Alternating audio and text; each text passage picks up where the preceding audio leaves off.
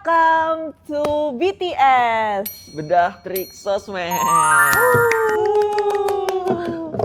Oke, hari ini segmen baru dan ide baru. Kita pengen banget kasih pembahasan yang lagi trending, viral. Nah, tapi di sini kita bukan cuma mau bahas dan ngegosip doang, tapi kita juga pengen kasih kalian ilmu baru dan kasih kalian perspektif baru nih, kenapa sesuatu tuh bisa viral dan apa aja sih dampaknya untuk personal orang tersebut atau misalnya bisnis tersebut gitu. Dari segi terutama kita sebagai agensi sosial media, kita bakal bahas dari segi sosial medianya gitu. Betul, kita sekarang mau bahas soal Doktif.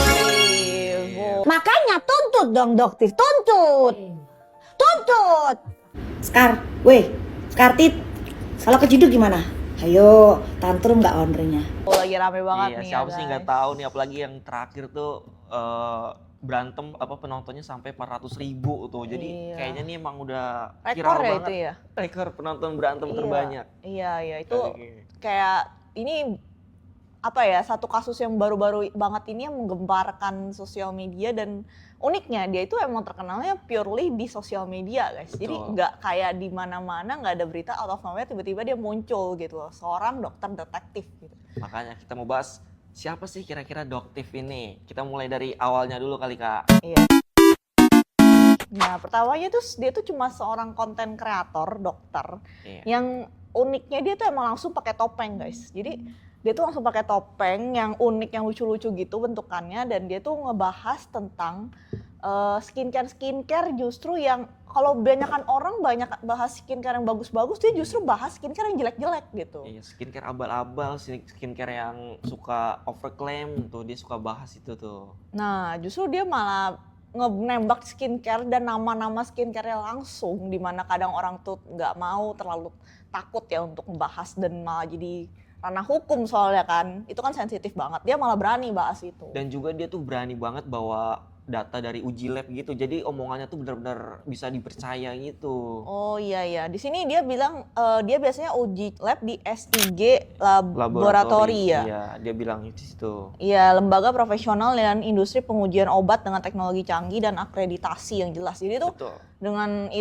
dengan uji lab itu orang-orang malah tambah jadi percaya gitu loh, kalau emang ini orang kredibel banget gitu ya. Iya, tapi gara-gara Doktif ini nih Kak, gara-gara Doktif ini suka uji lab itu, sekarang udah nggak boleh Kak uji lab gitu. Oh iya Kak? Udah semakin ketat, udah semakin diawasin gitu. Oh, menurut gue juga yang bikin dia langsung stand out juga, dia tuh bener-bener nyerang brand yang namanya udah gede gitu ya. Jadi dia kayak manjat sosial dengan nembak nama-nama brand yang udah terkenal untuk dia klarifikasi gitu ya. Betul. Nah, perseteruan paling besarnya tuh yang pertama waktu dia ngelawan nyenggol Dr. Richard Lee Kak. Nah itu tuh waktu juga satu titik dia langsung lebih naik lagi gitu ya. Waktu itu kan kayak paling ya oke, dia emang ngerutu gitu loh. Tapi dengan dia bikin satu drama ini dengan Richard Lee yang which is emang dia namanya udah terkenal guys, bertahun-tahun ya dia bangun nama itu. Dia langsung serang dan udah akhirnya dia jadi head to head sama Richard Lee gitu di situ ya.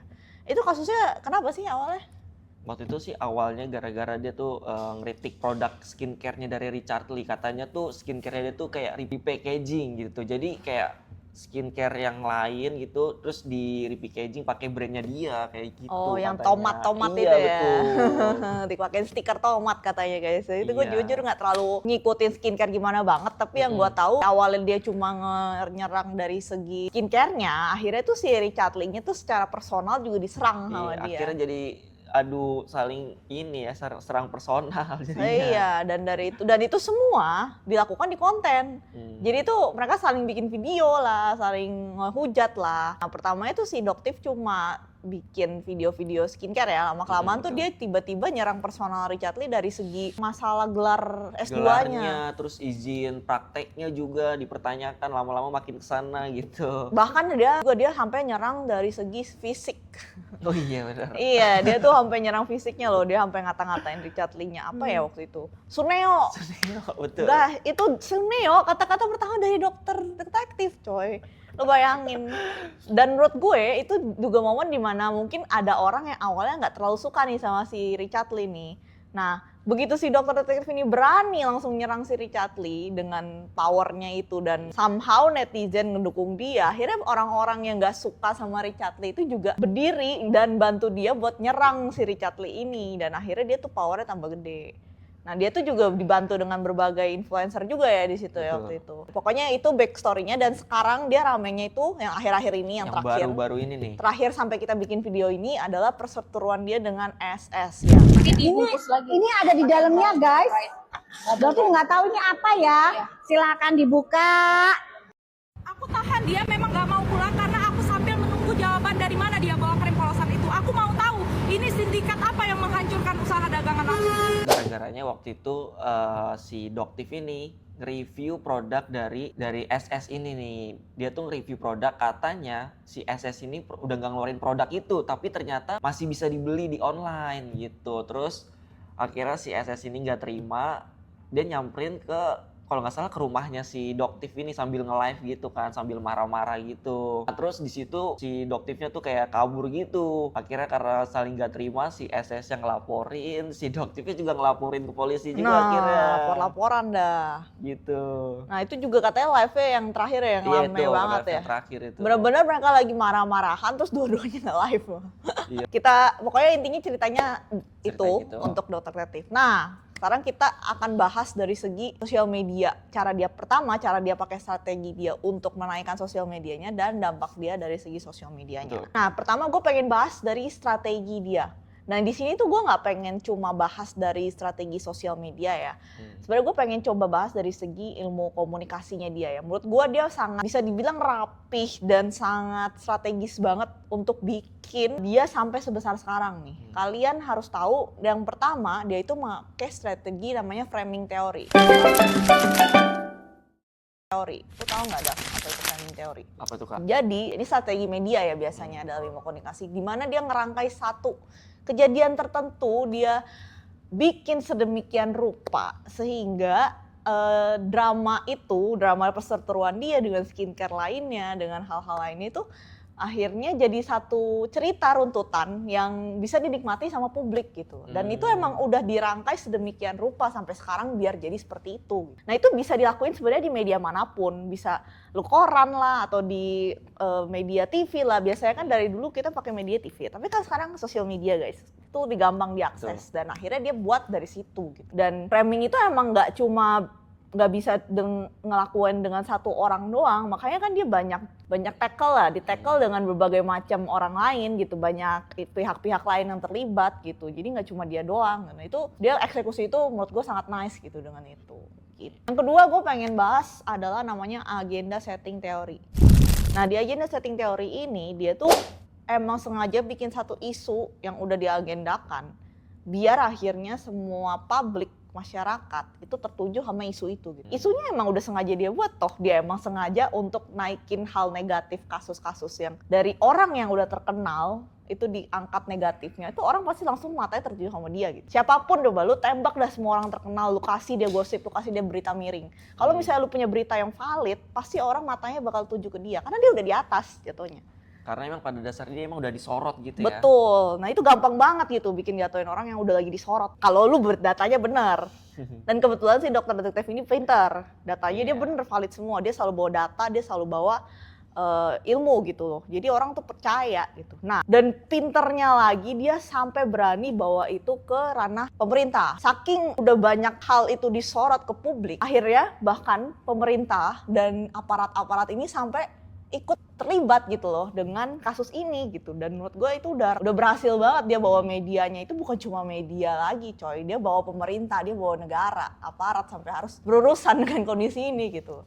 Levelnya tinggi banget di sini dia mainnya. Yang ketiga, ini juga sering banget dipakai di sosial media. Namanya use and gratification theory. Ini cocok banget buat lu pada yang kerjanya ngikutin drama-drama, terus kerjanya ngomen di status orang, terus ngomenin jahat. Apa yang komentarin hidup orang mulu kerjanya gitu loh. Nah, coba kalau kalian kayak kerjanya tuh lihat orang yang misalnya lagi gagal gitu hidupnya, itu kayak kalian pengen komentarin, nah makanya lu harusnya A, B, C, D gitu. Nah itu kan bikin kepuasan tersendiri, coba deh. Ngaku udah lu pasti ada rasa kepuasan sendiri kalau lu bisa ngomentarin hidup orang yang lu rasa lebih jelek daripada lu gitu. Nah kayak misalnya si Richard Lee kan, oke dia jatuh gitu. Terus banyak dah tuh orang komentarin, lu tajir tapi tidak baik, jahat gitu-gitu. Nah yang kayak gitu-gitu itu juga bagus. Dia pergunakan itu dengan baik, gimana dia bisa ngagetin orang-orang yang mungkin banyak yang tadinya nggak suka ya dengan mereka suka pamer harta dan sebagainya, terus akhirnya ketahuan jeleknya, terus orang seneng tuh langsung gratifikasinya dengan mereka langsung ngehujat orang itu, orang-orang yang ditembak sama dokter detektif ya, sampai akhirnya dia tuh memberi kepuasan sendiri terhadap audiensnya yang dia giring. Dan yang keempat itu ada namanya two-step flow theory, dan di sini yaitu si dokter detektif ini adalah sebagai key opinion leadernya, bukan KOL kayak yang selebgram gitu ya, bukan, tapi dia yang benar-benar ngegiring satu opini utama awal di mana akhirnya publik itu bisa nge-hate atau ngedukung atau gimana, itu dia pegang kuncinya gitu. Dan ini penting banget, dan dia berhasil untuk ngegiring itu sampai akhirnya dia dia tuh tetap bisa naik namanya sampai sekarang. Dengan dia tetap berhasil ngegiring opini jahat, baiknya publik atau even dirinya sendiri. Kita nggak tahu tapi sih sampai kapan dia berhasil ngelakuin teori ini ya.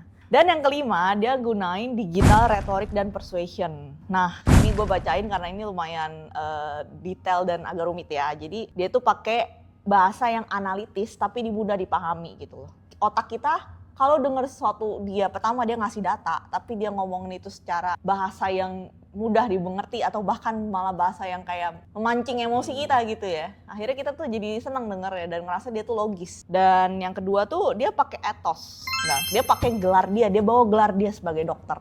Orang langsung percaya. Dan pathos. Dia pakai namanya pathos atau emosi publik terhadap ketidakadilan.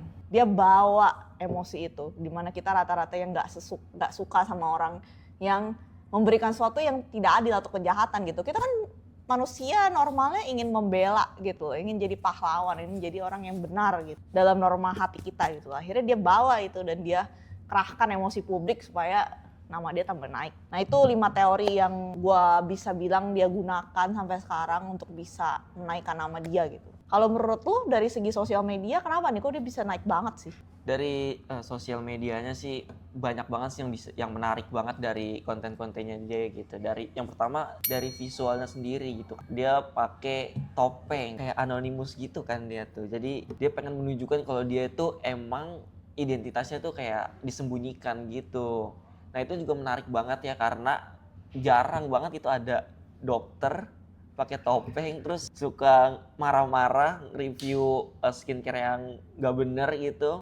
Secara opini dia tuh kayak kelihatan bener gitu karena dia sendiri aja gak berani ngasih tahu identitasnya dia gitu. Oh gue paham, gue tahu. Yeah. Menurut gue kayak gini sih, kebanyakan kita di sosial media kan sekarang justru pengen banget kasih lihat nama kita. Tuh. Karena orang pada tahu kita mau ada keuntungan tersendiri kan. Nah begitu si dokter detektif ini muncul dengan topeng, orang tuh jadi yakin kalau dia tuh benar-benar ngakuin ini tulus. Betul. Nah orang tuh makin kepakan dengan emosinya kalau misalnya, oh ternyata dia pakai topeng biar nggak ada yang tahu dia, supaya dia tuh benar-benar tulus apa adanya untuk memberikan keadilan terhadap masyarakat gitu. Jadi itu juga logis banget sih dengan dia pakai topeng. Karena itu juga pernah ada beberapa kejadian yang kemarin sempat viral kan, Code Blue. Oh ya. Code Blue dia nggak mau nunjukin identitas, jadi orang pikir dia benar-benar tulus untuk mereview. Ya kita nggak tahu sih sekarang kayak gimana. Kedua, dia tuh kalau nge-review selalu spesifik gitu Kak. Kayak misalnya dia ada konten review skincare khusus Gen Z. Itu kan spesifik banget ya, mengarahnya langsung ke Gen Z. Atau dia pernah bikin review skincare artis. Itu kan berarti dia spesifik banget tuh langsung ke artis. Dan ketika review juga dia nggak cuman, biasanya kalau orang review tuh kayak baunya enak, teksturnya juga enak gitu, paling gitu-gitu aja. Tapi dia tuh lebih gitu, dia tuh kayak ngasih tahu kandungannya, ngasih tahu juga kayak kandungan ini tuh buat ini, kandungan ini tuh sebenarnya berbahaya kayak gitu-gitu. Jadi dia tuh secara ingredientsnya dia tuh dibedah semua gitu. Secara personal dia kayak kelihatan meyakinkan gitu Kak. Iya setuju sih. Ketiga, dia tuh blak-blakan banget sih orangnya. Karena kayaknya orang seneng ya gitu ya. Kalau yang ngomongnya belak-belakan, yang menimbulkan perseteruan tuh kayaknya orang seneng banget tuh. Dan dia tuh kayak nggak takut gitu. Kayak misalkan bilang skincare ini jelek, dia bilang jelek gitu. Misalkan skincare bagus, dia bilang bagus. Jadi dia belak-belakan dan juga dia berani gitu nyerang brand-brand gede gitu. Oke, dari gue pengen kasih 6 poin penting yang bikin dia berhasil di sosial media dia. Yang pertama pastinya personal branding. Tapi menurut gue personal branding yang dia mainin itu nggak biasa ya. Kalau kalian lihat orang personal branding tuh mereka satu akun, ibaratnya nih kayak ada apa ya, core-nya dia gitu loh. Jadi orang tuh kenal dia tuh gara-gara akun itu, gara-gara apa yang dia omongin, bukan dianya. Sedangkan si Doktif ini, kalian harus tahu dia tuh udah berapa kali deaktif akun dia dan hapus akun dia karena udah diblokir lah di segala macem. Tapi dia tetap selalu bisa revive akun dia. Dan followersnya langsung selalu ngikutin dia kemana-mana. Nah itu namanya udah berhasil personal brandingnya. Karena nama dia yang udah dikenal, bukan akunnya doang, bukan username-nya doang. Jadi dia mau bikin akun itu berkali-kali tetap aja nama dia tuh udah terkenal. Dan yang kedua, yang kedua adalah konten marketing ya, benar. Tadi yang Dava bilang juga kan, data. Dia tuh mainnya tuh main data dan orang tuh seneng banget kalau dikasih logis dan pikiran dia dikasih makan gitu lah otak kita ya. Kalau misalnya ini valid lah itu segala macem lah bla bla bla bla, dan konten marketing dia itu bahas segi negatif. Gue akan selalu bilang ini berkali-kali karena ini emang selalu valid. Kalau manusia itu emang cenderung ngelihat sesuatu yang negatif lebih daripada positif. Lu lihat dah semua skincare, review orang skincare yang ngasih hal yang positif-positif, apa ada yang bisa sebesar Dokter Detektif sekarang? Kenapa dia bisa segede itu? Karena dia ngebahas sisi negatif. Dia nyerang, dia ngasih tahu semua yang hal negatif, yang jelek. Dan itu yang bikin dia lebih naik dibanding reviewer skincare yang lain-lain yang kalian tahu semua. Waktu itu juga pernah dipakai sama Dr. Richard strateginya. Tapi somehow dia lebih naik karena dia berhasil nge-guide Dr. Richard juga untuk berantem dengan hal negatifnya itu gitu. Itu yang kedua. Yang ketiga adalah social media engagement virality. Jadi di sini dia juga sangat sering berinteraksi dengan audiensnya dia gitu loh. Dia banyak nge-reply story, dia banyak taruh di live, dia sering banget nge-live kan, dia sering bahas. Pokoknya semua feedback dari komentar yang ada di video di akun dia itu semuanya tuh direspon dengan baik. Jadi tuh orang ngerasa ke-engage gitu. Ternyata dan orang yang again dia sebagai justice warrior yang ini adalah penyelamat gua gitu loh. Jadi semua audiens itu makin demen sama dia gitu. Dan yang keempat adalah influencer dan community marketing ya. Di sini dia nggak sendiri loh. Dia benar-benar punya ally. Dia punya banyak banget orang-orang influencer yang mendukung dia sampai ada yang waktu itu bahkan ngikut dia nge-live kan. Nah itu juga mereka tuh udah punya audiens masing-masing gitu. Dan ketika semua audiens itu dikumpulkan mendukung dia, tambah gede lah nama dia gitu. Jadi dia emang nggak sendiri. Dan itu juga pintar banget strateginya. Sampai dia akhirnya bisa punya berapa banyak komunitas dan orang-orang yang tadinya emang udah ada terus dia gabungin aja gitu. Dia nggak perlu capek-capek bikin dari nol. Yang kelima itu adalah krisis dan reputation management. Di sini kan dia udah sering banyak kena kasusnya ya, tapi dia nggak pernah bener-bener langsung blak-blakan untuk ngerespon itu dengan kasar gitu loh. Dia selalu punya, pertama pasti dia selalu ngumpulin data, dia selalu respon itu dengan data dia gitu loh. Jadi dia nggak langsung main asal nyablak dengan emosi. Mungkin yang kemarin yang kalian tahu yang live-nya SS itu dia langsung nyablak nih mereka. Dan kita nggak tahu itu nanti akhirnya bakal kayak gimana, siapa yang menang.